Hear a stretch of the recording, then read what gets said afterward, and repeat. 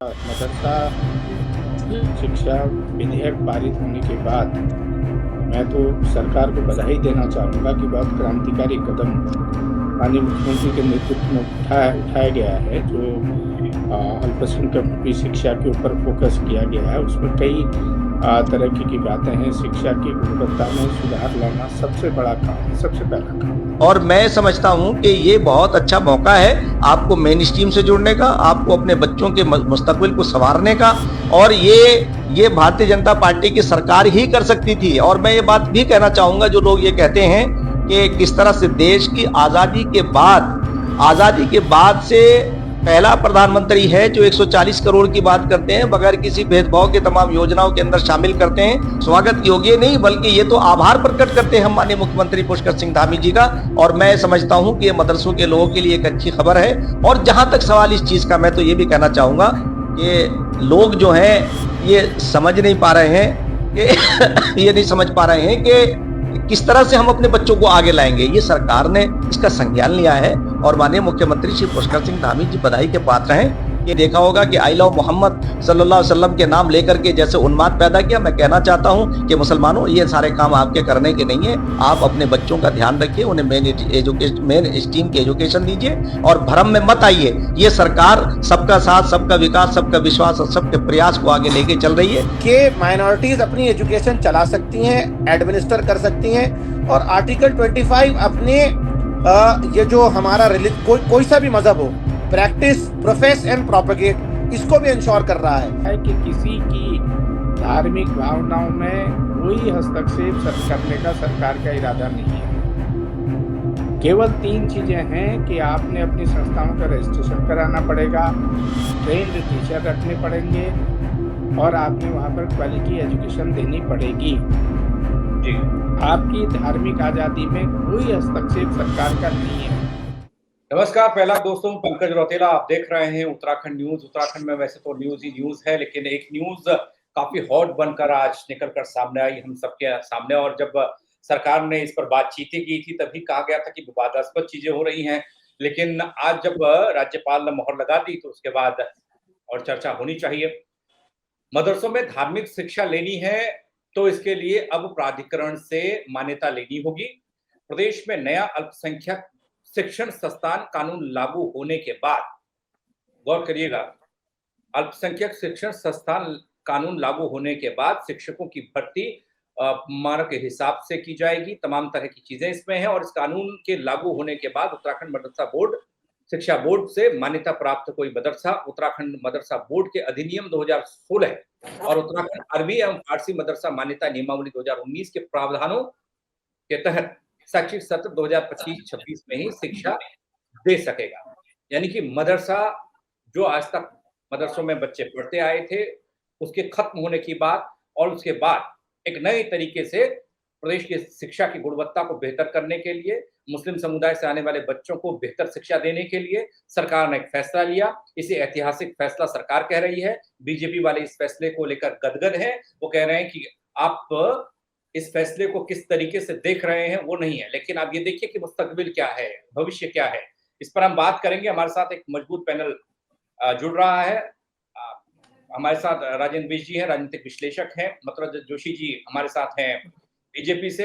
नईम अहमद कुरैशी साहब सदर मुस्लिम सेवा संगठन से हैं। आप तीनों का स्वागत है।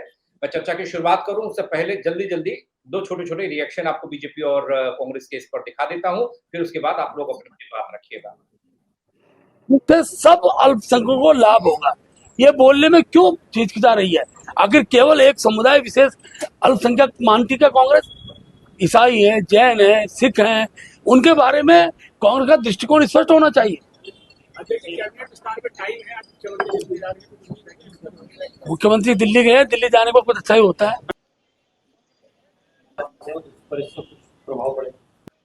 देखिए, अल्पसंख्यक बिल को भले ही राज्यपाल ने मंजूरी दे दी हो, अब सरकार उस बिल में क्या लाना चाहती है, क्या करना चाहती है तो सरकार ही बताएगी। लेकिन अल्पसंख्यक कल्याण के लिए सरकार बड़े बड़े दावे करती रही है।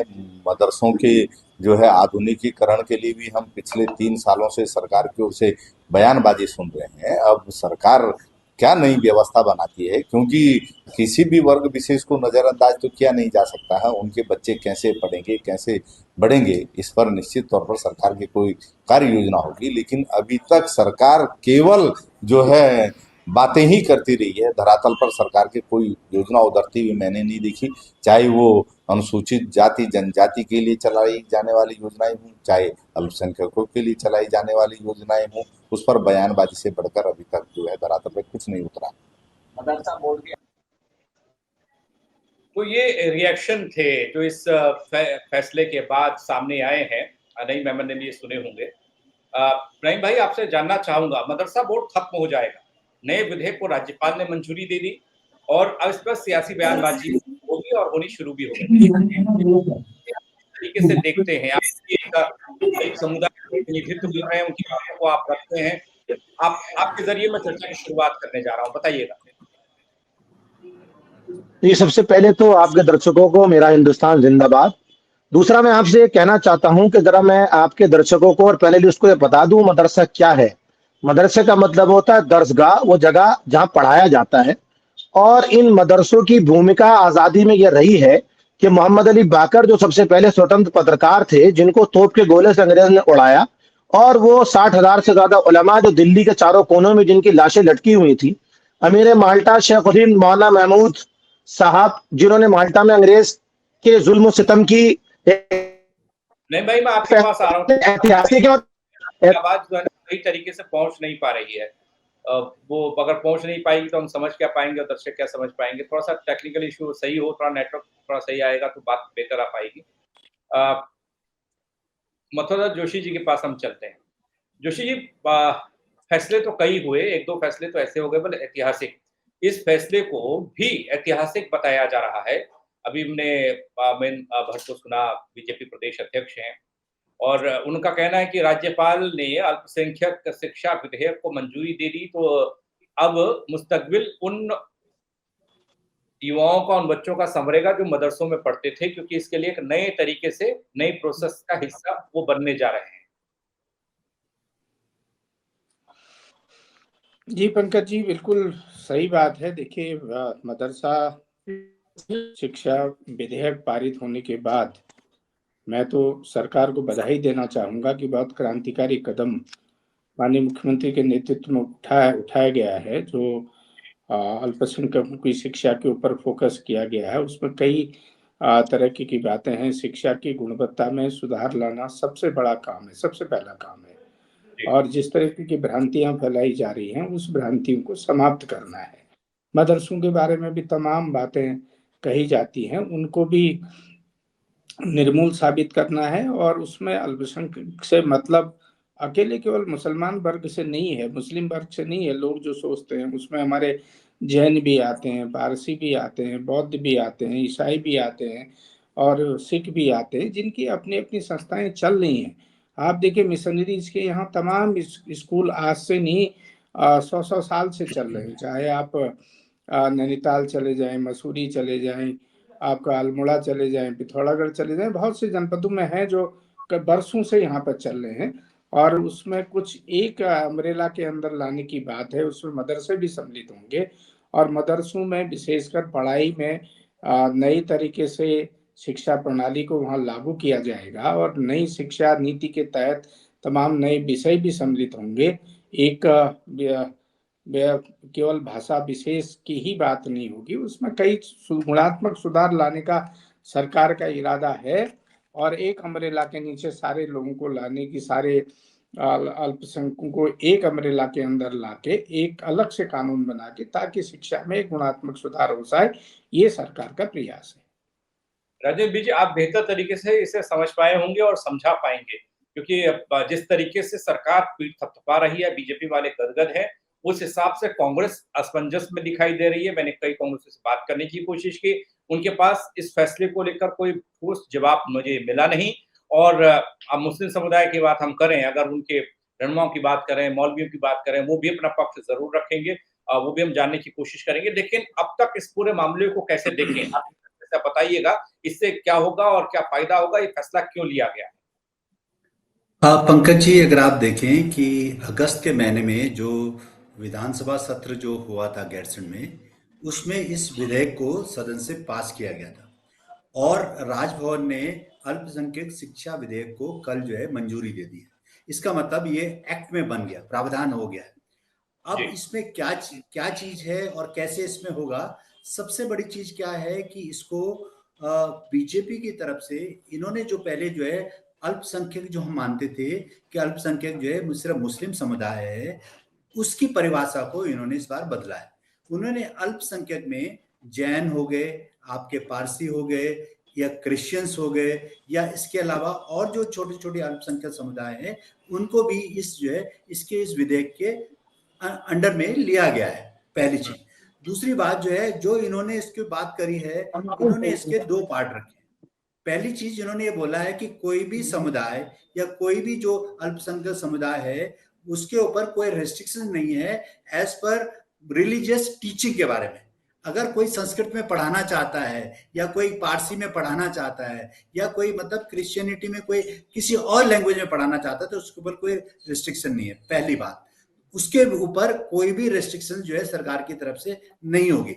सरकार ने जो सबसे बड़ी बात जो सरकार कहना चाह रही है या कह रही है, वो ये कह रही है कि जो इसका जितने भी मदरसे हैं, इनको लीगलाइज होना चाहिए, या जितने भी अल्पसंख्यक जितने भी इंस्टीट्यूशंस हैं, वो चाहे आपका सिख समुदाय के बहुत सारे इंस्टीट्यूट हैं देहरादून में, या देहरादून के अगर आप समझ लीजिए उसमें जो काशीपुर वगैरह में एक दो इंस्टीट्यूट हैं, उन सबको अल्पसंख्यक को एक जो है प्राधिकरण या एक शिक्षा विधेयक के अंदर में ये आएंगे। और उसमें एक जो है नियम बनाए हैं कि अगर आपने फंडिंग लेनी है तो आप कहाँ यूज करेंगे, अगर आपके यहाँ जो टीचर होगी उनकी क्वालिफिकेशंस क्या होगी, आपने जो पैसा लिया है उसका सही सदुपयोग शिक्षा के बारे में हो रहा है या नहीं हो रहा है। और उसके अलावा आप जो है उसके जो मेन जो आप रिलीजियस टीचिंग कर रहे हैं, उसके अलावा आपको और भी जैसे कंप्यूटर शिक्षा है या कोई और जो शिक्षा है जो मतलब जिसे हम मॉडर्न एजुकेशन कहते हैं, उसको भी उसमें लागू करना होगा। तो ये बहुत सारी बातें इन्होंने जो है इस अधिनियम की तरफ करी हुई हैं। और इन्होंने ये भी करा है कि जितनी जो भी मदरसे होंगे या जो भी माइनॉरिटी जो है आपके इंस्टीट्यूशंस होंगे, उनको आपको रजिस्ट्रेशन करना होगा। पहले रजिस्ट्रेशन नहीं होता था, अब रजिस्ट्रेशन ट्रस्ट के अंडर में, सोसाइटी के अंडर में, या आप जो है किसी जो है इनकम टैक्स की जो भी नियम है उसके अंडर में आपको रजिस्ट्रेशन करना होगा। और जिस भूमि पे या जिस जगह आप इसको जो है शुरुआत कर रहे होंगे या जहां पे भी होगा, बाकायदा ये जो है ट्रस्ट के नाम या सोसाइटी के नाम ये प्रॉपर्टी होगी, और उसके जो भी खाते होंगे जो होंगे उसके ऊपर एक जो है लीगलाइज जो है उस ट्रस्ट का या जो भी सोसाइटी है उसका जो है पूरा मॉनिटरिंग होगी, और सरकार भी उसको मॉनिटरिंग करेगी। अगर सरकार की मॉनिटरिंग में नहीं चलेगी तो उसमें बहुत सारी जो है मतलब वो उसकी मान्यता को कैंसिल भी करेगी। और साथ में ये है, लेकिन ये बात बहुत कैटेगरिकली सरकार ने कही है कि शिक्षा में आप जो भी मतलब लैंग्वेज में या जो भी आप पाठ्यक्रम करेंगे, जो मेन पाठ्यक्रम होगा उसमें हमको हस्तक्षेप नहीं करेंगे, लेकिन उसके साथ जो इसका मतलब एक जिसे कहते हैं गवर्निंग है, जो इसका जो एक इंफ्रास्ट्रक्चर का जो एक स्वरूप होगा, उसमें सरकार का जो है हस्तक्षेप हर बार होगा, और उसके हिसाब से जो है क्या कहते हैं ये सारे अधिनियम के अंडर में आएंगे। तीसरी बात जो है सरकार की तरफ से जो मैं कहना चाहता हूं पंकज जी, सरकार ने ये क्यों किया? सरकार के दो इसमें कारण हो सकते हैं। पहली बात, सरकार क्या चाहती है कि उत्तराखंड में जितने भी अल्पसंख्यक जो मतलब समुदाय हैं उनको एक क्वालिटी एजुकेशन मिले, और वो जो बच्चे हैं कल के दिन में आगे आने वाले समय में वो सिर्फ एक मतलब एक इस तरह से नहीं है कि इंस्टीट्यूशन चला दिए, फ्यूचर में आने वाले जो है जो जितने भी मतलब मॉडर्न एजुकेशन है उसका भी लाभ ले सकें, और उसमें ऐसा ना हो कि सिर्फ पैसा इकट्ठा किया जाए और शिक्षण के नाम पे वो जो है इंडिविजुअल को जाए। तो ये बहुत सारे मुद्दे हैं जिन पे जो है सरकार जो है ये कर्टेल करना चाहती है। जी नहीं मैं आप तक आवाज पहुंच रही हो तो आप बता सकते हैं थोड़ा आपका रिएक्शन क्या है, किस तरीके से आप इस खबर को देख रहे हैं, इस फैसले को, इस कानून को देख रहे हैं?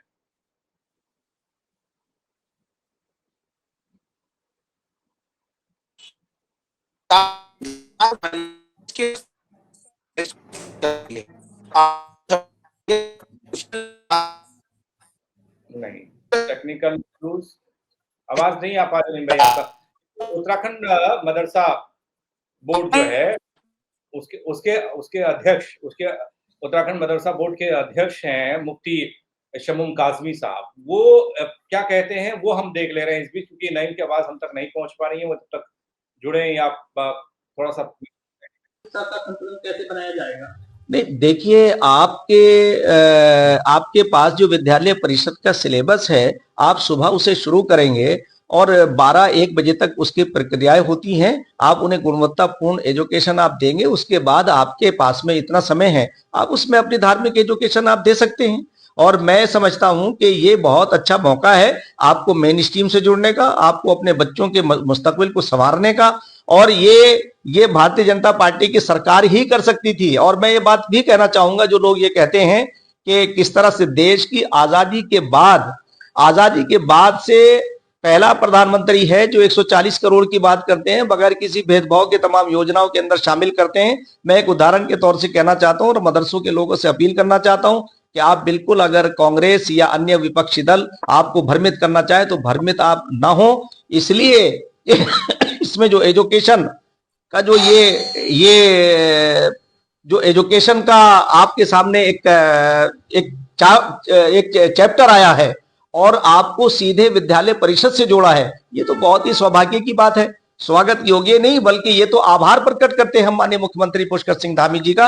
और मैं समझता हूं कि ये मदरसों के लोगों के लिए एक अच्छी खबर है। और जहां तक सवाल इस चीज का, मैं तो ये भी कहना चाहूंगा कि लोग जो हैं ये समझ नहीं पा रहे हैं कि ये नहीं समझ पा रहे हैं कि किस तरह से हम अपने बच्चों को आगे लाएंगे। ये सरकार ने इसका संज्ञान लिया है और माननीय मुख्यमंत्री श्री पुष्कर सिंह धामी जी बधाई के पात्र हैं कि किसी ने तो इस दर्द को समझा और राज्यपाल महोदय ने इन तमाम बारीकियों को सामने रखते हुए जो परमिशन दी है, वो मैं उनका भी आभार प्रकट करता हूं। और फिर मुसलमानों से एक अपील करना चाहता हूं कि ये एक अच्छा मौका आपके पास आया है कि आप अपने बच्चों को अच्छी एजुकेशन दे सकते हैं, मेन स्ट्रीम से जोड़ सकते हैं। और जितने भी हमारे प्रतीक हैं, मैं तो ये बात भी कहना चाहूंगा कि मर्यादा पुरुषोत्तम श्री राम और श्री कृष्ण ये हमारे पूर्वज हैं। हजरत मोहम्मद सल्लल्लाहु अलैहि वसल्लम जैसे ईश्वर दूत हैं, हमारे पैगंबर हैं, ये उसी श्रेणी के सब लोग हैं। उन सबको भी इंक्लूड किया जाएगा, उन्हें भी हम इंक्लूड करें, उनके जीवन से हम परिचय हों। अगर उनके जीवन से हम परिचित होंगे तो जैसे नित नए अंदाज पर के लोग जो है अस्थिरता पैदा करना चाहते हैं, जैसे अभी आपने देखा होगा कि आई लव मोहम्मद सल्लल्लाहु अलैहि वसल्लम के नाम लेकर के जैसे उन्माद पैदा किया। मैं कहना चाहता हूं कि मुसलमानों, ये सारे काम आपके करने के नहीं है। आप अपने बच्चों का ध्यान रखिए, उन्हें मेन स्ट्रीम की एजुकेशन दीजिए और भ्रम में मत आइए। ये सरकार सबका साथ, सबका विकास, सबका विश्वास और सबके प्रयास को आगे लेके चल रही है। अंत में ये बात कहना चाहूंगा कि उत्तराखंड राज्य की सरकार और उत्तराखंड राज्य के माननीय मुख्यमंत्री जितने भी कानून लेकर आए हैं, वो किसी भी समुदाय को नुकसान देने वाले नहीं हैं, उनके हितों की रक्षा करने। जोशी जी, ये तो आपके फेवर वाली बात होगी, बढ़िया बात बोल दी है काजिम साहब ने कि ठीक फैसला और अच्छी चीजें। नहीं भाई, आप तक आवाज पहुंच रही है तो आपका रिएक्शन का इंतजार है। मैं देखना चाहता हूं कि आप क्या सोचते हैं, आप लोग क्या सोचते हैं। देखिए, मैं आपको बताना चाहता हूं, मैं बार बार ये कह रहा हूं कि सरकार हमेशा मुस्लिम्स के राइट्स को इन्फ्रिंज कर रही है। हम देख रहे हैं 2014 से क्या हो रहा है, कहीं ना कहीं मुस्लिम्स के राइट्स को इन्फ्रिंज किया जा रहा है। Article 30 of the Indian constitution इस बात को इंश्योर करता है कि कोई भी रिलीजियस माइनॉरिटी अपनी एजुकेशनल इंस्टीट्यूशंस बना सकती हैं और चला सकती हैं। अभी 2 साल पहले एक एनसीपीसीआर ने एक ड्रैकोनियन डिसीजन दिया कि मदरसा एक्ट को खत्म किया जाए। बाबा जी ने सबसे पहले, यूपी में एक बाबा जी बैठे हुए हैं, बाबा जी ने सबसे पहले इस बात को अपने यहाँ लागू करना चाहा तो हिंदुस्तान की एक बहुत बड़ी तंजीम उसके लिए सुप्रीम कोर्ट चली गई। सुप्रीम कोर्ट ने यह कहा कि एनसीपीसीआर ऐसे डायरेक्शंस दे ही नहीं सकती क्योंकि इसकी कॉन्स्टिट्यूशनल गारंटी है कि माइनॉरिटीज अपनी एजुकेशन चला सकती हैं, एडमिनिस्टर कर सकती हैं। और आर्टिकल 25 अपने ये जो हमारा कोई सा भी मजहब हो, प्रैक्टिस, प्रोफेस एंड प्रोपेगेट, इसको भी इंश्योर कर रहा है। तो कहीं ना कहीं सरकार इन आर्टिकल्स को इन्फ्रिंज कर रही है और कॉन्स्टिट्यूशनल वैलिडेशन के अगेंस्ट जाके ऐसे लॉ ला रही है। और रही बात जिनकी आप बात कर रहे हैं, जिनका फोटो अभी मुझे दिख रहा था, जिनकी आवाज मैं नहीं सुन पाया, वो सरकार से एक प्रॉफिटेबल पद लेकर बैठे हुए हैं, तो वो भाड़े के टट्टू हैं। जो सरकार उनसे कहलवाएगी वही कहेंगे। मुझे ऐसा लगता है कि शमून कासमी ने तो डेमोग्राफिक चेंज किया है।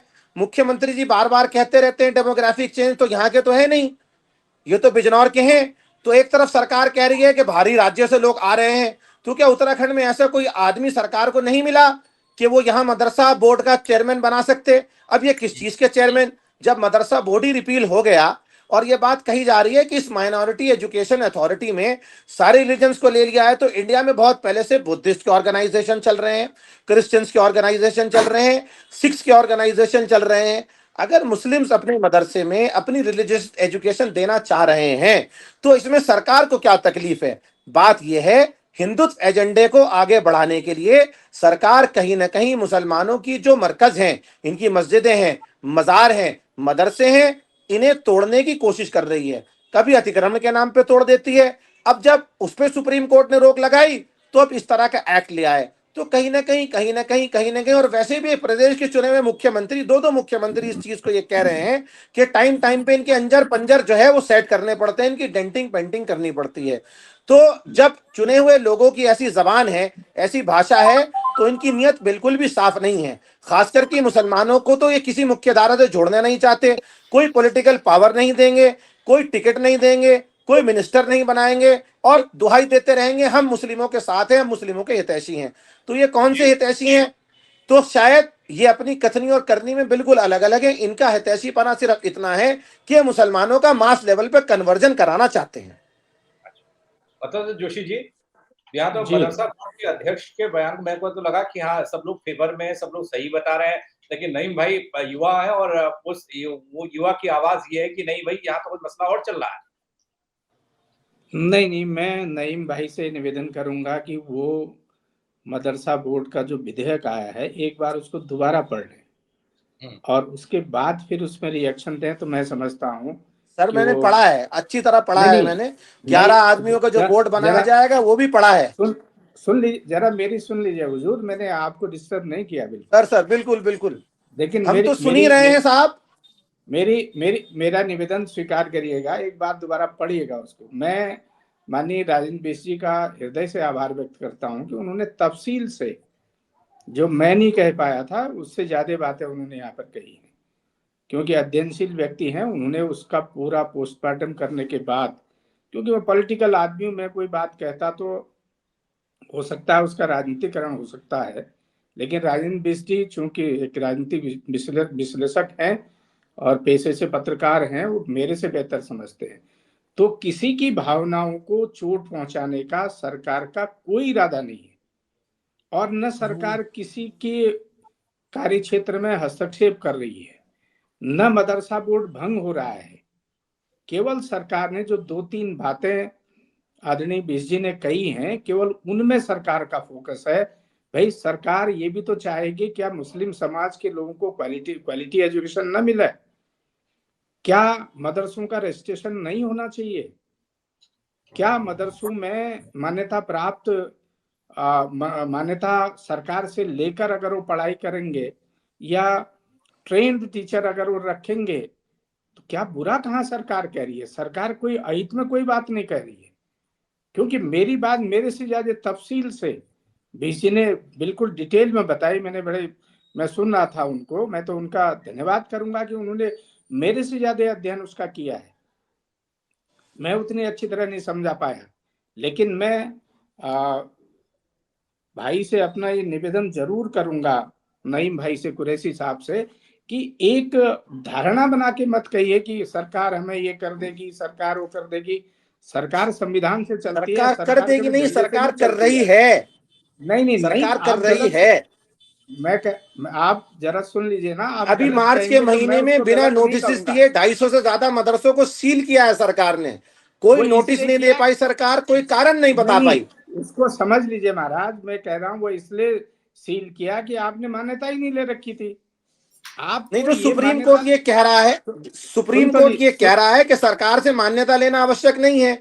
सरकार ने एक एजेंडे के तहत 300 से ज्यादा मदरसे बंद करे, फिर ये कहा मदरसा बोर्ड की रजिस्ट्रेशन लीजिए, एफिलिएशन लीजिए। अब मदरसा बोर्ड रिपील हो गया है। देखिए ये तो जियो कह रहा ना सरकार का, एज ऑन 1 जुलाई 2026 मदरसा बोर्ड स्टैंड रिपील्ड। मैं नहीं कह रहा हूं, ये हुकूमत कह रही है, मैं नहीं कह रहा हूं। और फिर ये झूठ फैलाती है सरकार कि हमें मुसलमानों को हित चाहिए। कहां मुसलमानों के हितैषी हैं? आपने 300 से ज्यादा मदरसे बंद करे, आपने ये ध्यान नहीं दिया। सरकार साल के बीच में हम बंद कर रहे हैं, बच्चे कहां पढ़ेंगे, बच्चे कहां जाएंगे? दूसरी बात, अगर किसी ने ये तय किया है कि उसको मजहबी एजुकेशन देनी है तो सरकार कौन होती है उसको रोकने वाली? सरकार ने मजहबी एजुकेशन को रोका, सरकार ने अजानों पे पाबंदी दिलाई, सरकार, उत्तराखंड सरकार तो यहां तक चली गई कि सुप्रीम कोर्ट में हम, केंद्र सरकार हलफनामा दे रही है कि कोई भी वक्त प्रॉपर्टी तोड़ी नहीं जाएगी। यहाँ 27 अप्रैल को दून हॉस्पिटल वाला मजार तोड़ दिया रात में, तो वो बात अपनी सरकार की भी नहीं रखी,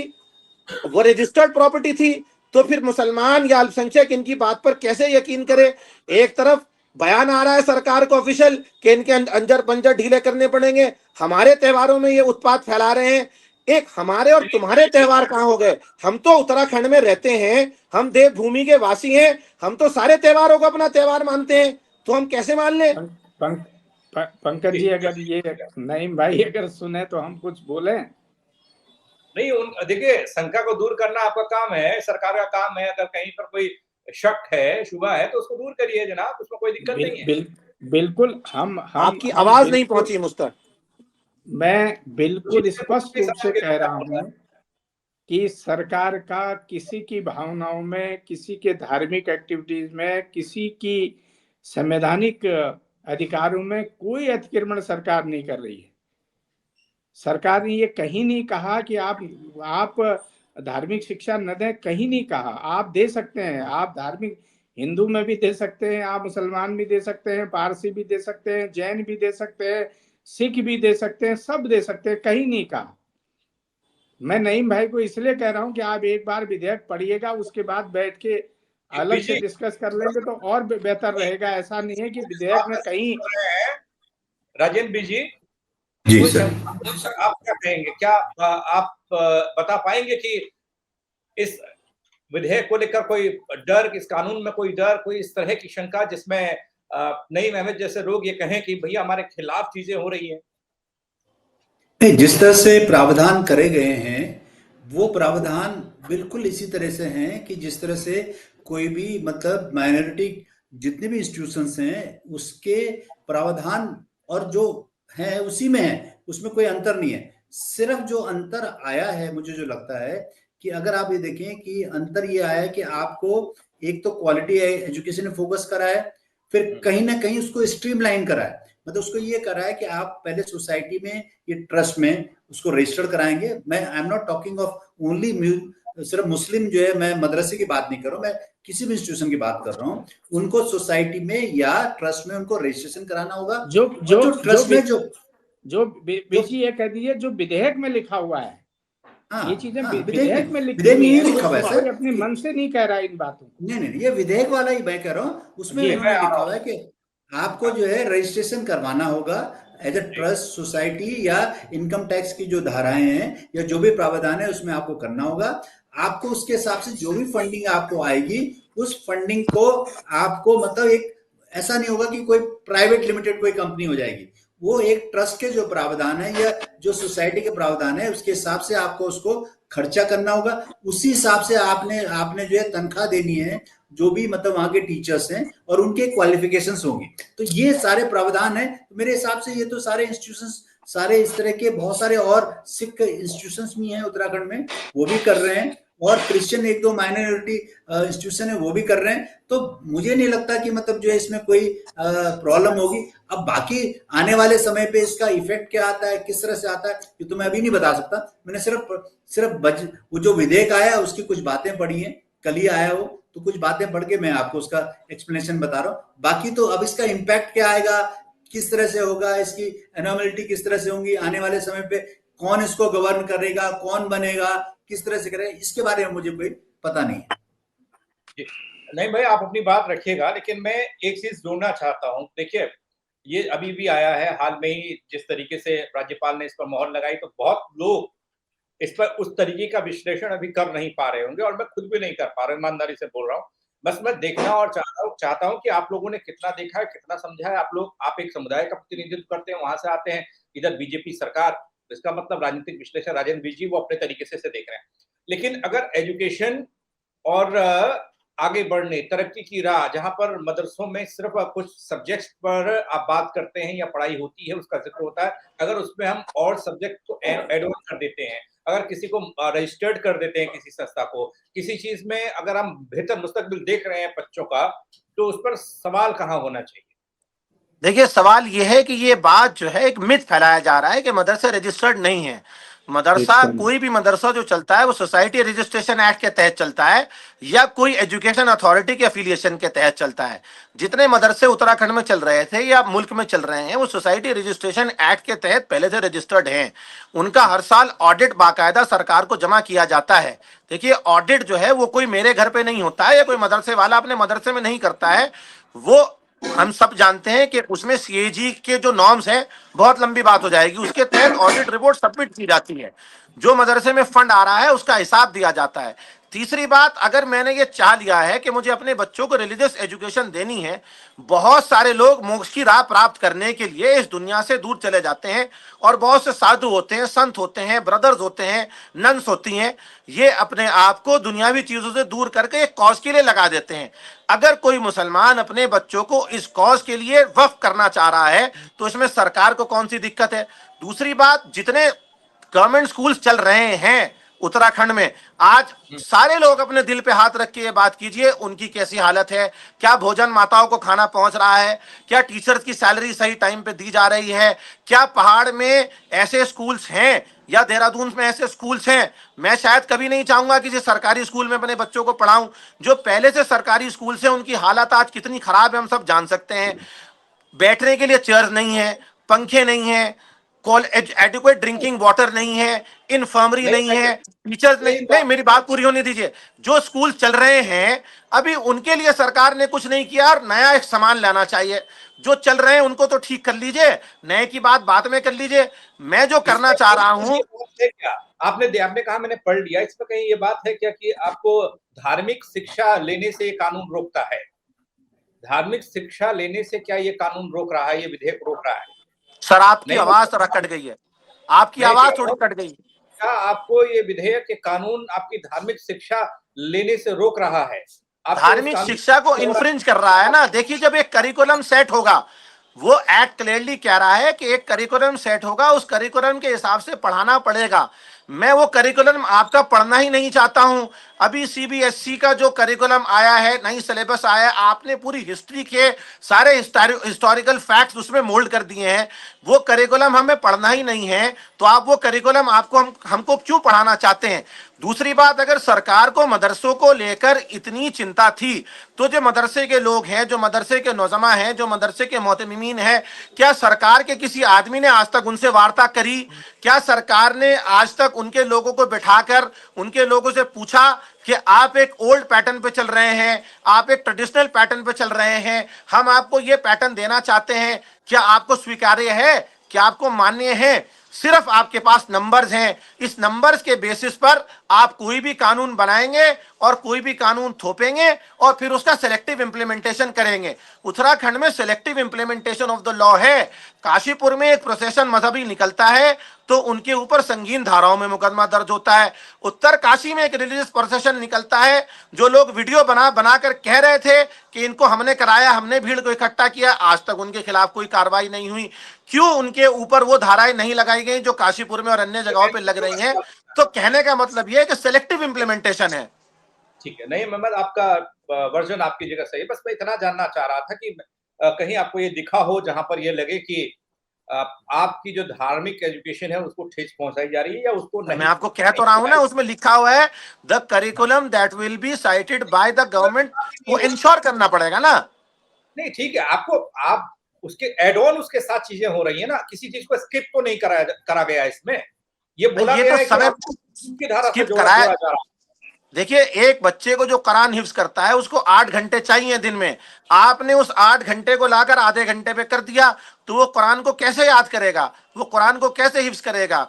आपने मेरे घर में आके मुझे आप बताना चाह रहे हैं कि तुमको ये पढ़ना है, ये पढ़ाना है, जबकि मुझको कॉन्स्टिट्यूशन इंश्योर कर रहा है आर्टिकल 30 में मैं अपने हिसाब से अपनी रिलीजियस माइनर एजुकेशन गवर्न कर सकता हूं। क्योंकि नहीं, जब हम इस बात को बार बार कहते हैं कि देखिए हम एक ढर्रे पर चलना चाहते हैं, फिर दूसरा सवाल नहीं बनता है कि भैया देखो हमारे लिए आप बोलते हैं यहाँ हमारे साथ भेदभाव हो रहा है। दूसरी जगह आप जब इससे ऊपर उठ के शिक्षा लेके बाहर निकलते हैं, फिर वहां पर एक चीज और निकल कर आती है कि अब बोलते हैं भैया देखिए हमारे लिए यहाँ कोई जगह नहीं है, हमारे लिए कोई पोस्ट नहीं है, हमारे लिए कोई ऐसी चीज नहीं है। मेरे को ऐसा लगता है इस कानून में उन तमाम चीजों को एड ऑन किया गया है, ना कि कोई चीज स्किप की जा रही है, जहां तक मैं समझ पाया हूं ना। आप बताइएगा, अपना वर्जन रखिएगा। मैं जोशी जी के पास जा रहा हूं। जोशी जी देखिए, मुख्य धारा से जुड़ना, देखिए कानून तो अब किसी से पूछ के तो बनेगा नहीं, मुझे जहां तक है। अब पता नहीं किसी धार्मिक मसले पर अगर ऐसी चीजों पर पूछना पड़ता होगा तो वो भी मुझे पता नहीं, लेकिन इन सब के सरकार ने किसान कानून वापस करे बिना पूछे बनाए थे, किसान कानून वापस करे, कानून वापस भी होते हैं। हाँ, अब वही चीज मोदी जी ने वापस करे, मैं आपको याद दिला दूं जी। इस मामले में मैंने एक चीज देखी है, मैं बीजी से भी ये सवाल पूछना चाहता हूं। इसमें आपत्ति नईम अहमद कुरैशी को है, मदरसे में पढ़ने वाले जिनके बच्चे हैं उनको इस पर आपत्ति है। और क्या सरकार के फैसले पे सवाल उठाना मेरा संवैधानिक अधिकार है या नहीं है? नहीं, आपको तो शिक्षा लेना और उस नई शिक्षा नीति को फॉलो करना भी आपका अधिकार है। आपको मुख्य धारा से कौन सी शिक्षा नीति? एक शिक्षा नीति उत्तराखंड के मंत्री थे निशंक जी, वो लाए थे कि एक नेशनल एजुकेशन का कौन सा करिकुलम। भाई अपनी बात पे कायम नहीं है, 2022 में कुछ और कानून लाते हैं, 25 में कुछ और कानून ले आते हैं। जोशी जी कौन सा करिकुलम? जी जी जी नईम भाई की जो शंकाएं हैं वो बिल्कुल बेबुनियाद शंकाएं हैं। मैंने कहा ना, मैं पॉलिटिकल आदमी हूँ, मैं तो चलो गलत बोल सकता हूँ, राजन मिश्र जी ने कोई बात गलत नहीं बोली होगी। जो मैंने पढ़ा है, मैंने भी वही चीजें अध्ययन की हैं जो राजन मिश्र जी ने पढ़ा है। मैं थोड़ा उसको दूसरे टाइप से कह रहा था। राजन मिश्र जी ने बहुत स्पष्ट रूप से कह दिया है कि किसी की धार्मिक भावनाओं में कोई हस्तक्षेप करने का सरकार का इरादा नहीं है। केवल 3 चीजें हैं कि आपने अपनी संस्थाओं का रजिस्ट्रेशन कराना पड़ेगा, ट्रेंड टीचर रखने पड़ेंगे और आपने वहां पर क्वालिटी एजुकेशन देनी पड़ेगी। जी। आपकी धार्मिक आजादी में कोई हस्तक्षेप सरकार का नहीं है। आर्टिकल 30 में जो लिखा है वो बिल्कुल बरकरार रहेगा। सरकार कहीं हस्तक्षेप नहीं कर रही है। मुस्लिम भाइयों को भड़काया जा रहा है और उनको केवल सरकार के खिलाफ एक माहौल तैयार करने का प्रयास हो रहा है कि सरकार आपके अधिकारों का हनन कर रही है, आपके अधिकारों को छीनने जा रही। कहीं ये नहीं है, बिल्कुल नहीं है। जो विधेयक में लिखा हुआ है, विधेयक में केवल ये 3-4 चीजें लिखी हैं, इसके अलावा कोई बात विधेयक में नहीं है। आपको मदरसे को रजिस्टर कराने में मेरी समझ में नहीं आ रही कि नईम भाई को क्या आपत्ति है। कौन मना कर रहा? मदरसे रजिस्टर्ड है, मैं आपको बताना चाह रहा हूँ, सोसाइटी एक्ट के तहत रजिस्ट्रेशन ऑलरेडी है। भाई आप सुन लो भाई, हम आपको जब डिस्टर्ब नहीं कर रहे हैं, आप दूसरों को डिस्टर्ब क्यों कर रहे हो? आपकी आजादी में मैंने तो दखल नहीं किया ना। 2 मिनट सुन लीजिए, धैर्य से सुनिए। बीच में आप डिस्टर्ब करेंगे तो क्या फायदा होगा? आप अपनी बारी में अपनी बात करें। मैंने तो मैं इस व्यवहार का आदमी नहीं हूं कि कोई बीच में मैं आप बोल रहे हैं, मैं आपको कोई टोकूं और आपकी बात को काटूं। ठीक है। कहीं पर भी ये नहीं है। और अगर ये ऐसी कोई बात होगी तो जैसा ये कह रहे हैं ना, सरकार कानून में पुनर्विचार भी तो करती है। ये संविधान में लिखा हुआ है। कहीं अगर बहुत ज्यादा दिक्कत होगी तो ठीक है, सरकार उसमें भी सोचेगी।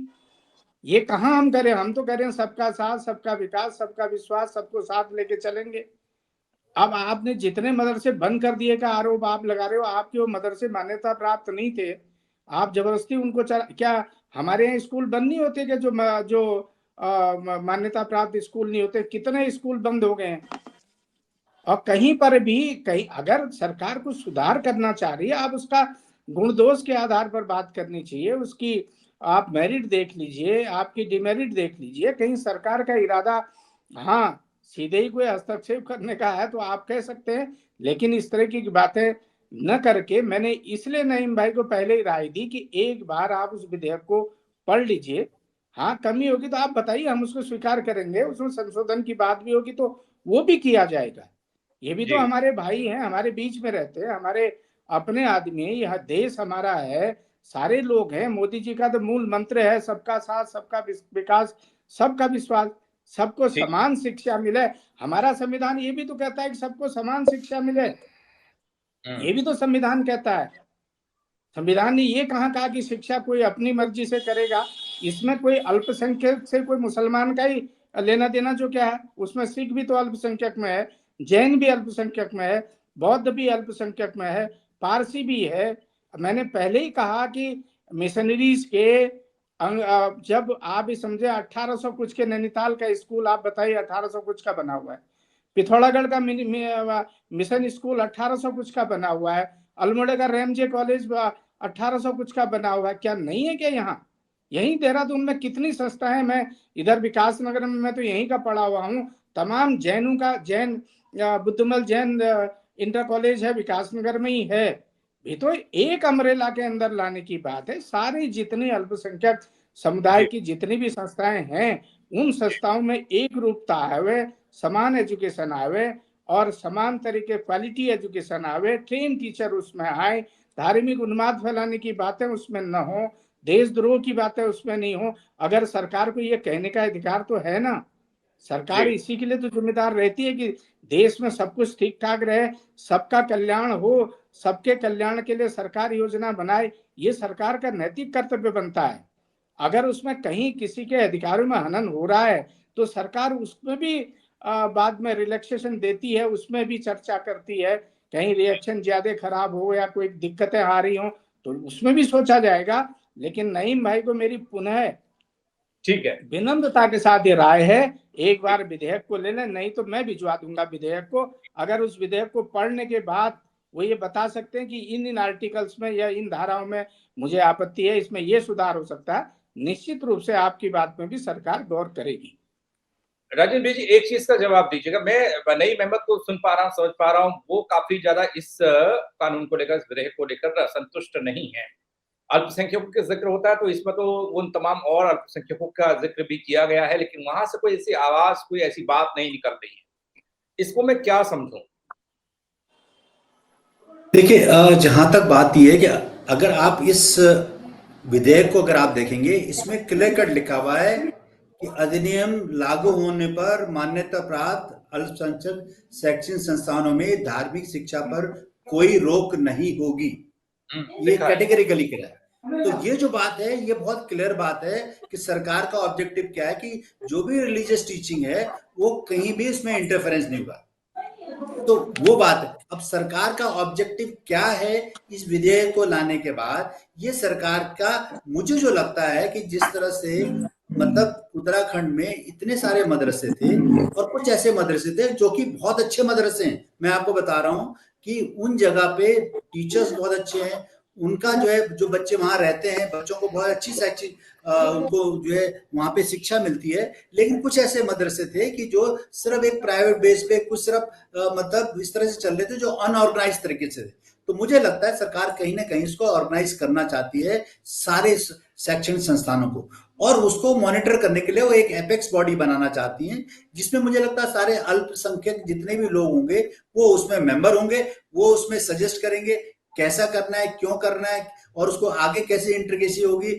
और हर एक मदरसे को या मतलब जो अल्पसंख्यक संस्थान हैं उनको रिस्पॉन्सिबल वो बनाना चाहते हैं कि इसमें रिस्पॉन्सिबल बने, और बच्चों को एक जो ना मतलब रिलीजियस टीचिंग के अलावा और भी मॉडर्न एजुकेशन जो हम कहते हैं वो भी दिए जाए। क्योंकि अब मतलब इतना जो है, आप समझ लीजिए कि एजुकेशन इतना आर्टिफिशियल इंटेलिजेंस तक आ चुका है, तो उस चीज में, उस लेवल पे जो है बच्चों को वो आगे बढ़ाना चाहते हैं। तो मुझे लगता है ये अगर ऑब्जेक्टिव सरकार का है तो ये बहुत अच्छी बात है। जो माननीय बीस जी ने जैसी बातें कही हैं, तो इसमें ऐसा ही नहीं है कि आप अगर फारसी सीख रहे हैं तो फारसी ही सीखेंगे, अरबी सीख रहे हैं तो अरबी सीखेंगे। अगर आप जर्मन भी पढ़ना चाहते हैं, आप अगर फ्रेंच पढ़ना चाहते हैं, आप अगर चाइनीज पढ़ना चाहते हैं, तो वो भी व्यवस्था होगी वहां पर जी। अपनी ठीक है, क्वालिटी एजुकेशन लाने का अगर सरकार का इरादा है, मेरा मैं समझता हूँ कि कम से कम हमारे भाइयों को इसमें आपत्ति नहीं होनी चाहिए। जी, शादाब शम्स क्या कह रहे हैं वो मैं एक बार दिखा देता हूँ आप लोगों को ना। शिक्षा प्राधिकरण के रूप में जिस तरह से ये प्राधिकरण बनाया है, सबने इसकी पहले भी बधाई दी थी। अब माननीय महामहिम राज्यपाल की जिस तरह से संस्तुति मिल गई है और अब मदरसा बोर्ड समाप्त हो गया है, और मोटे तौर पे ये माना जाएगा कि अब ये प्राधिकरण अपना काम करेगा और तमाम जो शिक्षा संस्थान हैं अब उनको जो भी सिलेबस अपने यहाँ पढ़ाएंगे उसका अप्रूवल इस संस्थान से मिलेगा। तो मैं ये ज़रूर कह सकता हूँ कि ये एक बहुत खूबसूरत पहल है।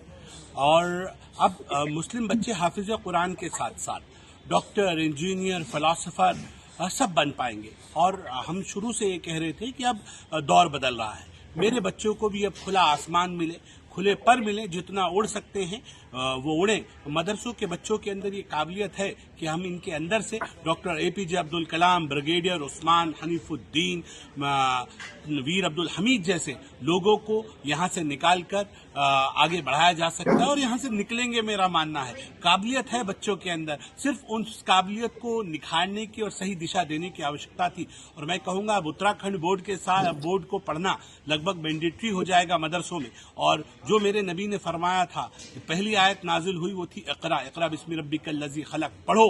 और कहा गया कि पढ़ने के लिए अगर चीन तक जाना पड़े तो जाओ, यानी कि इल्म को हासिल करने के लिए अगर कहीं दूर तक भी जाना पड़े तो जाओ। अब चीन में तो कोई मदरसे नहीं थे, कोई नबी नहीं थे, लेकिन फिर भी कहा इल्म हासिल करो, क्योंकि इल्म एक रोशनी है और आपको वो रास्ता दिखाती है। कुछ लोगों ने मुस्लिम समाज को केवल एक लैंग्वेज, एक सीमित दायरे तक बांधने की कोशिश की, और उससे मैं कह सकता हूं कि मेरे बच्चों के परों को बांधने की कोशिश की।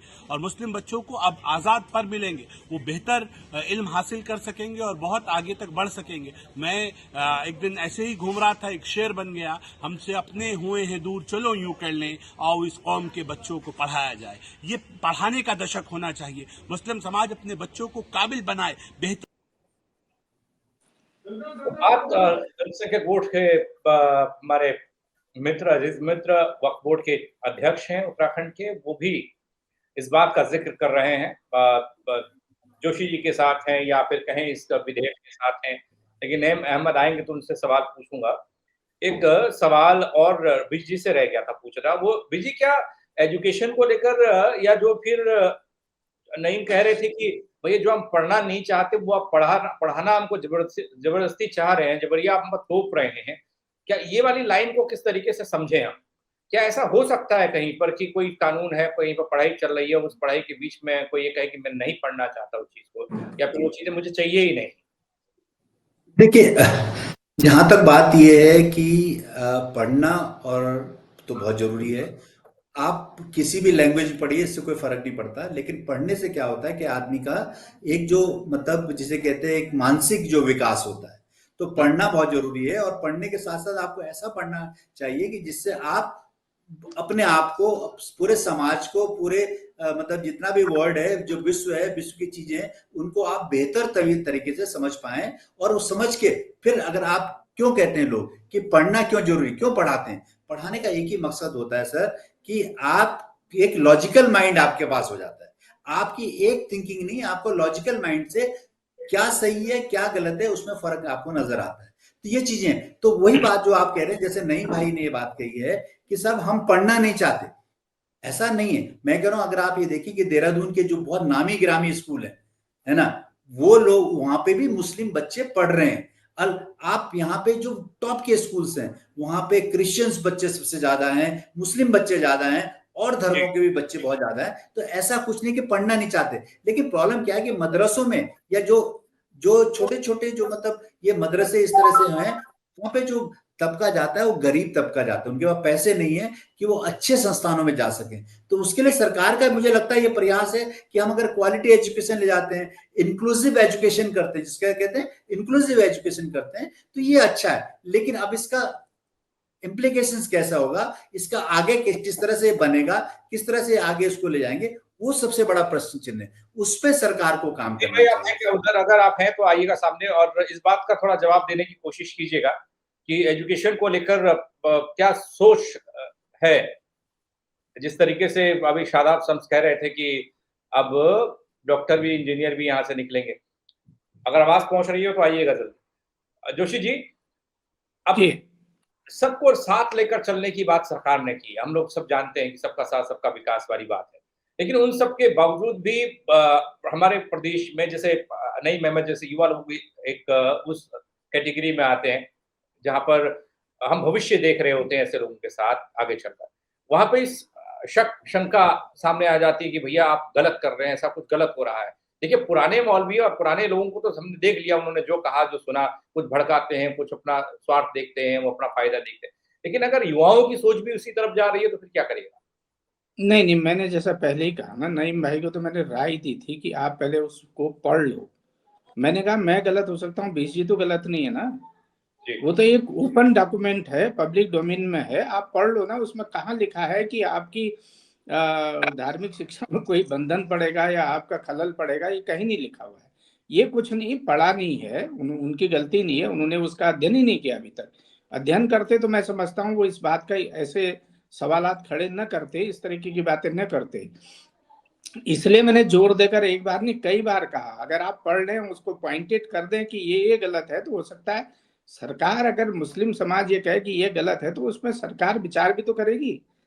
ये सरकार का कहाँ इंटरेस्ट है कि आप हम मुस्लिम समाज को ही कहेंगे या उन्हीं को परेशान करेंगे, ये कहीं सरकार ने नहीं कहा। और विधेयक में 3-4 चीजें बिल्कुल क्लियर लिखी हैं, जो बीसी ने कहा वही मैंने भी कही। बार बार उन बातों को हम रिपीट करें, मैं समझता हूँ वो उचित नहीं है। और सरकार का इरादा कहीं पर भी अल्पसंख्यक वर्ग पर कोई अत्याचार या कहीं उनके अधिकारों का हनन करने का सरकार का कोई इरादा नहीं है। हमारा तो मूल मंत्र है सबका साथ, सबका विकास, सबका नहीं विश्वास, रतन भाई, सबको साथ आपने लेके चलना। आप शख्स को सुना होगा, वो कह रहे हैं कि पंख लगेंगे जब एजुकेशन होगी, अच्छी शिक्षा होगी तो मेरा बच्चा, मेरा भाई जो है वो डॉक्टर, इंजीनियर और आगे की सोच सकता है, जहां तक सोच अब तक थी उससे कहीं आगे। अब उनको लेकर भी क्या आप कहेंगे, क्योंकि अपने काजमी साहब को कुछ कहा, कमेंट किया उन्होंने? देखिए, इनके बारे में तो मैं क्या कहूँ, बात कर रहे हैं उड़ने की, चलने की जगह नहीं छोड़ी है बीजेपी सरकार ने, उड़ने की बात कर रहे हैं। ये कितना उड़ सकते हैं ये तो मैंने देखा है उनका उड़ना। दूसरी बात मैं आपको बताना चाहता हूँ, ये जो हमारे बीस जी बैठे हुए कह रहे थे कि ये जो इंटरप्रिटेशन लिया इन्होंने मेरी बात का, पढ़ना नहीं चाहते, पढ़ना नहीं है। देखिए, education is the most powerful weapon that you can use to ensure a change in this world. सीधी सी बात तो ये, पढ़ना तो सबको चाहते हैं। मेरा कहने का मकसद ये था, किसी माँ बाप ने ये तय किया हमको उनके बच्चों, अपने बच्चों को केवल धार्मिक शिक्षा देनी है। डॉक्टर्स बनने के लिए इंस्टीट्यूशंस हैं, इंजीनियर्स बनने के लिए इंस्टीट्यूशंस हैं, बहुत सारे सरकारी स्कूल हैं। मैं खुद सेंट जोसेफ का पढ़ा हुआ हूँ, ब्राइटलैंड का पढ़ा हूँ, हालांकि मेरी इनिशियल एजुकेशन वो मदरसे से है। तो मदरसे ने मुझे यहाँ के टेस्ट क्वालिफाई करने से रोका नहीं है। और उसके बाद मैं बहुत एक तवील जमाने तक, 10 साल तक तकरीबन अंग्रेजी का टीचर भी रहा हूँ मैं 2-3 स्कूल्स में। तो कहने का मतलब ये, जो उन्होंने तय कर लिया कि हमको एजुकेशन रिलीजियस देनी है, अब किसी को ये अपने बच्चे को इंजीनियर बनाना है तो क्या वो मेडिकल साइंसेज भी पढ़ेगा, क्या वो आर्किटेक्चर भी पढ़ेगा, क्या वो हिस्ट्री ज्योग्राफी पढ़ेगा? नहीं। जब हमने तय कर लिया कि एक बच्चे को केवल मौलवी बनाना है, उसे मजहब की खिदमत करने के लिए लगाना है, तो जब आप उसके राइट्स को इन्फ्रिंज कर रहे हैं, खल्तमल्त कर रहे हैं, न तो वो मौलवी बन पाएगा न इंजीनियर बन पाएगा। बात क्या है कि भानुमति ने कुंभा जोड़ा, कहीं की ईंट और कहीं का रोड़ा। किसी ने एजुकेशन तो लेनी है। कुरान नहीं करीम की नहीं, पहली मैंने आयत कहती है, इकरा, ऐसा के पढ़िए, एक अल्लाह के नाम से जो एक आपको मिनट, पैदा करने मैं वाला है। तो मैं पढ़ने को मैं कोई खिलाफ नहीं है, बोलने दीजिए, एक मैं मिनट में आ रहा हूँ, हम कुछ बोलना चाह रहे हैं। पढ़ने के लिए कोई खिलाफ नहीं है, पढ़ने के कोई खिलाफ नहीं है। मेरा कहने का मतलब यह है, रिलीजियस एजुकेशन के राइट को इन्फ्रिंज करने का तरीका है। आप ये कह रहे हैं टू एंश्योर। दूसरी बात यह है कि बीजेपी की गवर्नमेंट जो कि अपनी धारणा संघ से लेती है, वो कहीं ना कहीं देश के सारे संसाधनों को अपनी मुट्ठी में लेना चाहती है। ये हम देख चुके हैं।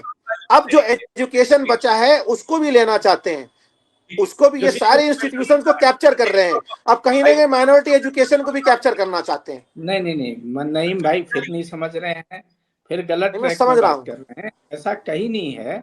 मैं बता दूं, जरा सुन लीजिएगा। आप भी पंकज भाई पढ़े होंगे, राजन भाई भी पढ़े होंगे, अगर नईम भाई भी पढ़े होंगे, क्या संस्कृत परिचय नहीं पढ़ाएगी? हमको भी तो पढ़ाएगी। हमको भी तो वेद और पढ़ो कहा था, हमको भी तो कहा गया था जब हम छोटी क्लासेस में थे, 5 तक, 6 तक, 8 तक, एक एक चैप्टर हमारे यहाँ भी तो होता है। ये कहाँ सरकार कह रही कि आपकी हम धार्मिक शिक्षा पे आपने कोई जवाब दे दिया दखल मेरी डाल, बात का, आपने खुद ही मेरी बात का जवाब दे दिया। ये सरकार, मैं कह रहा हूँ ये सरकार कहीं नहीं कर रही है। आपको धार्मिक दे दिया शिक्षा आपने देने जवाब। का पूरा अधिकार रहेगा। उस विधेयक में, मैं विधेयक की बात कर रहा हूँ, उस विधेयक में लिखा ही नहीं है कहीं कि आपकी धार्मिक शिक्षा में कोई खलल आपने मेरी, पड़ेगा। लेकिन सर आप कहीं नहीं लिखा। शंकराचार्य तो नहीं बन पाए ना। नहीं आप नहीं, एक चैप्टर हम या 2 चैप्टर पढ़ के नहीं बने ना सर। आप मैं- वो धार्मिक मैंने- क्रिया तो नहीं करा सकते ना जो शादी में की मैंने- जाती है। मैंने- मैंने- वो जो मरने मैंने में करी उस जाती है वो टाइम में- धार्मिक क्रिया तो नहीं करा सकते ना आप। जो आप तो उसके लिए स्पेशलाइजेशन जरूरी है, वो मदरसा उसके लिए जरूरी है। लोग शंकराचार्य भी बन रहे हैं संस्कृत पढ़ के, बने वो हैं तो बनारस पढ़ के, बनना संस्कृत चाहिए। पढ़े हैं, जोशी आप मठ में पढ़ के इंटरप्रिटेशन बने गलत हैं, दे रहे हैं, मैं बने बताता हूँ आपको। लेकिन देखिए ये ऐसा है कहीं ना, नहीं कहा देखिए कि आप उसके हमको लिए हस्तक्षेप करेंगे, उसके ये लिए नहीं कहा, उन्होंने ये अपनी भी जिंदगी बेबुनियाद को उसके लिए उन्होंने अपनी जिंदगी को बीजी आपसे मैं समझना चाहता हूँ जरा सा, उन्होंने कुछ बातें, देखिए लॉजिकली कुछ बातों का जिक्र उन्होंने किया है कि अगर वो भानुमति या कुंभा वाला वो जिक्र कर रहे थे, इसका क्या जवाब होगा, किस तरीके से इसको देखेंगे? नहीं सर, देखो पता क्या है कि देखिए दो चीजें बिल्कुल अलग अलग है। जहां तक जो मदरसे वाली टीचिंग की बात कर रहे हैं नईम भाई, वो ये कह रहे हैं कि भाई अगर मेरा बच्चा मौलवी बनना चाहता है तो सरकार को उसमें इंटरफेरेंस करने की क्या जरूरत है। ये तो बात कहना चाहते हैं कि अगर कोई बच्चा जो है वो अगर पढ़ना चाहता है, वो अगर मतलब कुरान पढ़ना चाहता है, हदीस पढ़ना चाहता है, तो वो उसको पढ़ना, उसके ऊपर क्यों रिस्ट्रिक्शन डाल रहे हैं कि आप उसको कुछ और चीज पढ़ाएं। वो अगर उस धार्मिक उसमें जाना चाहता है तो मुझे लगता है कि जहां तक अभी तक, देखिए मैं विधेयक की बात कर रहा हूँ, इससे आगे इम्प्लीकेशन की बात नहीं कर रहा हूँ, ये आप समझ लीजिए, मेरा डिस्क्लोजर है आज के टाइम पे, क्योंकि अभी विधेयक आया है, उसका क्या इम्पैक्ट आएगा मुझे नहीं पता। वो आने वाले टाइम हो सकता है गलत भी हो सकता है सही भी हो, मैं इस बार, लेकिन जो विधेयक की बात मैं कहना चाहता हूँ उसमें ये जो विधेयक में जो लाइन लिखी है उन्होंने कि धार्मिक जो पढ़ाई है उस पर कोई भी इंटरफेरेंस सरकार का नहीं होगा। सिर्फ ये है कि वो किसी तरीके से उसका एक इंफ्रास्ट्रक्चर किस तरह से हो, वो सरकार वो बनाना चाहती है, एक उसको एक मतलब मॉनिटर करना चाहती है कि किस तरह से रेगुलराइज करना चाह रही सरकार की मंशा है कि तो रेगुलराइज, ये बात है, बट इसका क्या इम्प्लीकेशन होगा ये मुझे नहीं पता। और जहां तक नईम भाई बहुत सही बात बोल रहे हैं कि भाई जो आदमी अगर संस्कृत पढ़ना चाहता है, वो हदीस पढ़ना चाहता है, तो उसको क्यों रोका जाए। वो अगर जो है कल के दिन में पंडित बनना चाहता है, वो अगर मौलवी बनना चाहता है, तो उसके ऊपर कहीं कोई रिस्ट्रिक्शन नहीं होती। और ये हमारी जो है कॉन्स्टिट्यूशन भी हमें अलाउ करता है कि इस तरह से ना हो। तो कहीं उनके बीच में ये शंका है कि ये जो विधेयक आया है कि कहीं ना कहीं जो है उसको इंटरफेरेंस ना करे। ये बात मुझे लगता है कि ये उनकी थोड़ा सा इस तरह की बात है। और जहां तक बात है कि पढ़ाई में देखिए, जिस आदमी को, जिस फैमिली को आज के समय, मैंने, मेरे बहुत सारे दोस्त हैं जो मेरे साथ में हैं, वो उनके बच्चे आज के डेट में सेंट जोसेफ और बहुत अच्छे से इंग्लिश इंस्टीट्यूशन में अब जा रहे हैं, उनको कोई रिस्ट्रिक्शन नहीं है, वहां जा रहे हैं, काम कर रहे हैं, पढ़ रहे हैं, सब कुछ कर रहे हैं। तो वो ठीक है, घर में जो कोई भी पढ़ता होगा वो बात अलग है। बट मुझे जो लगता है इनके शंका नईम भाई का ये है कि इंटरफेरेंस जो है रिलीजियस टीचिंग में नहीं होना चाहिए। नहीं भाई, छोटा सा कमेंट करना चाहेंगे तो आप कर सकते हैं।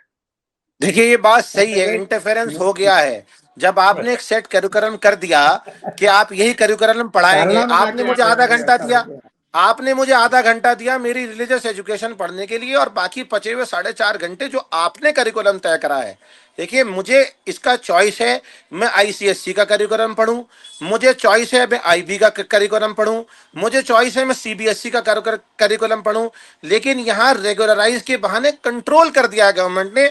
सरकार बताएगी, चेयरपर्सन होंगे, एक एक्स ऑफिशियो चेयरमैन होंगे, 6 मेंबर्स होंगे, 15 ईयर्स का उनका टीचिंग एक्सपीरियंस होगा। तो आप मदरसे में पढ़ाने वाले मौलवी को तो टीचिंग एक्सपीरियंस मान ही रहे हैं, तो मान के चलिए इस माइनॉरिटी एजुकेशन अथॉरिटी में मुस्लिम तो चेयरमैन बनेगा नहीं, क्योंकि वो उस डोमेन में फॉल ही नहीं कर रहा है जो मदरसे वाली उसमें आ रही है। तो ये सारी शंका, और जो आपने ये बात कही कि कानून बनाने से पहले क्या पूछना जरूरी है, नहीं, देश हित में अगर कोई कानून बनता है उसकी चर्चा होना चाहिए। यहाँ एक दिन में कैबिनेट में प्रस्ताव आता है, एक दिन में कैबिनेट में प्रस्ताव आता है और उसी दिन पास होता है, और फिर गवर्नर का एसेंट ले लिया जाता है। इससे पहले यूसीसी भी इसी नाम पर लाए थे और उसमें ट्राइबल्स को निकाल दिया था कि हम समानता लाना चाहते हैं, समानता लाना चाहते हैं, समानता लाना चाहते हैं। देखिए, आजमाए हुए को आजमाया नहीं जाता। आप यूसीसी लाए, सबके लिए लॉ है, सबके लिए कहाँ है? आपने ट्राइबल्स की 5 जातियों को निकाल दिया। आपने कहीं ना कहीं मेरे रिलीजियस राइट्स को इन्फ्रेंट किया है ना। आप तय करेंगे मुझे शादी कैसे करनी है, आप तय करेंगे मुझे तलाक कैसे देनी है, आप तय करेंगे मुझे बिखुत कैसे करना है, आप तय करेंगे मुझे अपनी प्रॉपर्टी कैसे बांटनी है। आप नहीं तय करेंगे। मुझको कॉन्स्टिट्यूशन ने इंश्योर किया था, एक्ट पहले से बने हुए थे। देखिए, मैं कह रहा हूं बार बार कहीं ना कहीं मुस्लिम्स के राइट को इन्फ्रिंज किया है, और ये शंका नहीं है, ऐसा हुआ है। अगर आपकी डिबेट चले तो मैं फैक्ट बता सकता हूं। एनसीआरबी के डेटा से लेकर हेल्थ डिपार्टमेंट के डेटा से लेकर सारे फैक्ट आपको दे सकता हूं। कहीं ना कहीं भेदभाव हुआ है, भेदभाव हो रहा है। ये बीजेपी से हमारे मथुरादास जोशी जी बैठे हैं, मेरे पिता समान हैं, मेरे बड़े हैं, मैं इनका सम्मान करता हूं। लेकिन ये बताएं, क्या एक भी मुसलमान आईएएस अधिकारी कलेक्टर है? क्या एक भी आईपीएस अधिकारी उत्तराखंड में एसपी है? क्या एक भी मुसलमान एसएचओ है? अरे नहीं, क्या एक भी फील्ड में सीओ है? बताएं, देखिए आप बताइए, मुझे इसका जवाब दे दीजिए। बिल्कुल गलत बात है। और डॉक्टर जो लोग इकबाल हैं भी, वो लोग अलग अलग डॉक्टर इकबाल भी थे, जो कलेक्टर हमारे नहीं यहाँ बनाए गए कलेक्टर रहे किसी हैं। उसमें, डॉक्टर अरे इकबाल मेरे सचिव जिले में नियोजन रहे है। भाई, अरे इतना इतना झूठ चंपावत कैमरे में नहीं 6 महीने बोलता के लिए भाई। डीएम रहे हैं। अरे चंपावत कहाँ में 6 6 महीने के महीने लिए? के लिए पूरा डीएम पूरा रहे हैं, मैं पूरा जानता हूं। कार्यकाल उन्होंने पूरा किया। 6 मेरे महीने तो के कई लिए ऐसे मैं नाम है, फैक्ट दे एसपी दूंगा में आपको। भी है। 6 महीना 6 महीना चंपावत डीएम रहे हैं, उसके बाद नहीं बने डीएम कहीं। मोहसिन भाई एसपी रहे हैं, आज लॉ एंड ऑर्डर देख रहे कांग्रेस हैं की उत्तराखंड सरकार का। में, आपकी ये गलत सरकार में बात है। नहीं, नहीं कांग्रेस की नहीं, सरकार में रहे हैं। आपकी सरकार में मैं इस नहीं, बात आपकी नहीं सरकार नहीं आती पौड़ी मैं से इस हटा लिया बात गया को था। कतई मानने आपकी को सरकार तैयार में नहीं नहीं। हूँ। कोई अधिकारियों के लिए कोई भेदभाव नहीं हो रहा। ये गलत नहीं, चर्चा नहीं होनी जी चाहिए और इस जी, तरह के आरोप नहीं लगने चाहिए। एक कोई सवाल आरोप कोई और नहीं, किसी में फैक्ट भेदभाव नहीं है। हो रहा। नहीं, ठीक है, एक नहीं बहुत नहीं बढ़िया बात आपने नहीं की, मैं चलते चलते जानना चाहता हूँ।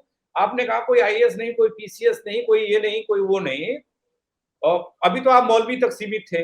अभी आपने कहा ना मदरसा और मौलवी की बात आप कर रहे थे। और ये मैं जानना चाहता हूँ, मैं कहना चाहता हूँ कि आईएएस पीसीएस मैं भी सोच रहा हूँ कि भाई ये चीजें होनी चाहिए। लेकिन जहां पर सरकार ये कहती है कि आईएएस पीसीएस के लिए एक समान एजुकेशन की बात हो, वहां पर आप मदरसे पर अटक जाते हैं। ना नहीं उसके भाई। लिए इंस्टीट्यूशंस बनी हुई हैं। मैंने आपको कहा आप इसको मिला रहे हैं। एक आदमी ने सेट कर लिया है कि मुझको ये करिकुलम पढ़ना है, आप उसमें इन्फ्रिंज कर रहे हैं। आपके ठीक है। गवर्नमेंट स्कूल्स हैं, आपके गवर्नमेंट स्कूल्स हैं, आप उसमें क्वालिटी बढ़ाइए। आप क्या आपके गवर्नमेंट स्कूल सेंट जोसेफ्स और वेलम्स के क्राइटेरिया को मैच कर सकते हैं? हम उस नहीं। बात का वेलकम करते। आप अपने जी। दिल पे हाथ रखिए कि हम वेलकम करते हैं इस बात का कि जो क्वालिटी एजुकेशन इन स्कूल्स में दी जा रही है, अगर वो सरकारी स्कूलों में दी जाने लगे तो हम हाथ खोल के इसका स्वागत करेंगे। देखिए, हमारा काम केवल सरकार को क्रिटिसाइज करना नहीं है। जो वो अच्छा काम करेंगे, हम उस अच्छे काम की तारीफ करेंगे। सरकार सबकी है, केवल केवल एक पंथ की नहीं है। और सब नहीं। पंथ के लोगों ने जो है वो वोट देकर बनाया भी है। ठीक। लेकिन कहीं ना कहीं मैं सर हमें ऐसा एक लग बात नहीं रहा, कहना ऐसा हो चाहूंगा। रहा है। हाँ, जल्दी जल्दी से नहीं, बीजिए प्लीज। बस उसके मैं लिए सिर्फ एक बात कहना चाहता हूँ कि मैंने कुछ स्कूल्स देखे जो सरकारी स्कूल पीएम श्री स्कूल्स हैं, जी। बहुत अच्छा कर रहे हैं। और अगर आप उसमें टीचिंग फैकल्टी देख लीजिए, एक एक पीएम श्री स्कूल में करीबन 5 से 6 डॉक्टरेट पढ़ाने आए हैं और पढ़ाते हैं, तो वहां पे क्वालिटी बहुत अच्छी है। मैंने देखा है। आप सॉरी सरोले का मैं गया हूँ वहां, राजपुर रोड पे जो कन्या विद्यालय मैंने देखा है कि अच्छी एजुकेशन है। बट अगर आप उसकी मतलब परसेंटेज निकालेंगे तो परसेंटेज बहुत कम है। मैं नईम भाई से इस बात में सहमत हूँ कि परसेंटेज कम है, लेकिन है, ऐसा नहीं है। बट सरकार चलिए को शिक्षा के बारे में काम करना चाहिए। इस पे बीजी बहुत गहरी चर्चा करेंगे, तो अभी आया ही है। नहीं भाई, ये अच्छी बात है कि आप अवेयर हैं तमाम चीजों को लेकर, और होना भी चाहिए। और अगर कहीं पर कोई चीज होती है ऐसी लगी तो जोशी जी उस बात के लिए आश्वस्त कर रहे हैं कि सरकार के दरवाजे उधर भी खुले हैं, अगर कहीं दिक्कत है तो वो चीज भी सॉल्व होगी। लेकिन इतना तो कह दिया गया है अभी फौरी तौर पर, क्योंकि हमने शादाब शम्स को भी सुना और लोग भी कह रहे हैं कि मदरसा बोर्ड खत्म करके कुछ इस तरह की बातें हो रही हैं और एजुकेशन की बात हो रही है। आगे चर्चा होगी, आप लोगों के साथ फिर बैठूंगा, क्योंकि चर्चा के जरिए ही तमाम समाधान निकल सकते हैं। हम सब ये जानते हैं। नईम ने भी कहा कि अगर चर्चा होती, बातचीत होती, उस पर डायलॉग्स होते तो शायद कुछ अलग अलग व्यूज निकल के कोई एक चीज बढ़िया बन पाती। बहुत शुक्रिया, आप सबने मेरे को वक्त दिया इतना। Thank you. तो अभी तो शुरुआत है, शुरुआत क्या कहें, मंजूरी मिली राज्यपाल से इस बिल को, और उसके बाद इसमें साफ ये कहा गया कि धार्मिक शिक्षा लेने से रोक किसी को नहीं है, कहीं पर भी नहीं है। हाँ, इसमें ये कहा गया कि एड ऑन तमाम चीजों को कर दिया गया। एक व्यवस्था जो थी, जिस खाली मदरसे तक जो सीमित थी, उसे एक प्राधिकरण के अधीन लाकर ये बताने की कोशिश की गई कि मौलवी तक सीमित मत रहिए, और शायद उससे आगे भी बढ़ाया जा सकता है, और तमाम चीजों को उसमें एड ऑन करने की बात कही गई है। इसमें 2 चीजें हैं, मतलब 2 धड़े दिखाई दे रहे हैं। एक तरफ कुछ लोग इसे सही फैसला, मुस्लिम समाज से जुड़े हुए लोग भी बता रहे हैं, और कुछ लोग जैसे नईम युवा जुड़े थे हमारे साथ, कुछ शिक्षक हैं, तो वो बता रहे थे कि नहीं, इसमें थोड़ा-सा प्रेशराइज़ करने की कोशिश है कि नहीं, आपको ये पढ़ना ही पढ़ना है, आपको वो नहीं पढ़ना है। तो अब देखते हैं आगे इसका क्या फ़र्क पड़ता है, कितना इफ़ेक्ट पड़ता है। आपने चर्चा देखिए, आप लाइक करिएगा, आपको कैसी लगी बताइएगा, कमेंट करिएगा और साथ ही लोगों को भी बताइएगा कि एक नई चीज, नया कानून और नए कानून पर किस तरीके से लोग सोच रहे हैं, चर्चा हो रही है, ये क्या है, लोगों तक पहुंचाइएगा। मेरे साथ जुड़ने के लिए आप सबका बहुत शुक्रिया दोस्तों। जय उत्तराखंड। मदरसा शिक्षा विधेयक पारित होने के बाद मैं तो सरकार को बधाई देना चाहूँगा कि बहुत क्रांतिकारी कदम माननीय मुख्यमंत्री के नेतृत्व में उठाया गया है। जो अल्पसंख्यकों की शिक्षा के ऊपर फोकस किया गया है, उसमें कई तरह की बातें हैं। शिक्षा की गुणवत्ता में सुधार लाना सबसे बड़ा काम है, सबसे पहला काम। और मैं समझता हूं कि ये बहुत अच्छा मौका है आपको मेन स्ट्रीम से जुड़ने का, आपको अपने बच्चों के मुस्तकबिल को संवारने का। और ये भारतीय जनता पार्टी की सरकार ही कर सकती थी। और मैं ये बात भी कहना चाहूंगा, जो लोग ये कहते हैं कि किस तरह से देश की आजादी के बाद से पहला प्रधानमंत्री है जो 140 करोड़ की बात करते हैं, बगैर किसी भेदभाव के तमाम योजनाओं के अंदर शामिल करते हैं। स्वागत योग्य नहीं बल्कि ये तो आभार प्रकट करते हैं हम माननीय मुख्यमंत्री पुष्कर सिंह धामी जी का। और मैं समझता हूं कि ये मदरसों के लोगों के लिए एक अच्छी खबर है। और जहां तक सवाल इस चीज का, मैं तो ये भी कहना चाहूंगा कि लोग जो हैं ये समझ नहीं पा रहे हैं कि ये नहीं समझ पा रहे हैं कि किस तरह से हम अपने बच्चों को आगे लाएंगे। ये सरकार ने इसका संज्ञान लिया है और माननीय मुख्यमंत्री श्री पुष्कर सिंह धामी जी बधाई के पात्र हैं। ये देखा होगा कि आई लव मोहम्मद सल्लल्लाहु अलैहि वसल्लम के नाम लेकर के जैसे उन्माद पैदा किया। मैं कहना चाहता हूं कि मुसलमानों, ये सारे काम आपके करने के नहीं है। आप अपने बच्चों का ध्यान रखिए, उन्हें मेन स्ट्रीम की एजुकेशन दीजिए और भ्रम में मत आइए। ये सरकार सबका साथ, सबका विकास, सबका विश्वास और सबके प्रयास को आगे लेके चल रही है कि माइनॉरिटीज अपनी एजुकेशन चला सकती हैं, एडमिनिस्टर कर सकती हैं और आर्टिकल 25 अपने ये जो हमारा कोई सा भी मजहब हो, प्रैक्टिस, प्रोफेस एंड प्रोपेगेट, इसको भी इंश्योर कर रहा है कि किसी की धार्मिक भावनाओं में कोई हस्तक्षेप करने का सरकार का इरादा नहीं है। केवल 3 चीजें हैं कि आपने अपनी संस्थाओं का रजिस्ट्रेशन कराना पड़ेगा, ट्रेन्ड टीचर रखने पड़ेंगे और आपने वहाँ पर क्वालिटी एजुकेशन देनी पड़ेगी। जी, आपकी धार्मिक आज़ादी में कोई हस्तक्षेप सरकार का नहीं है।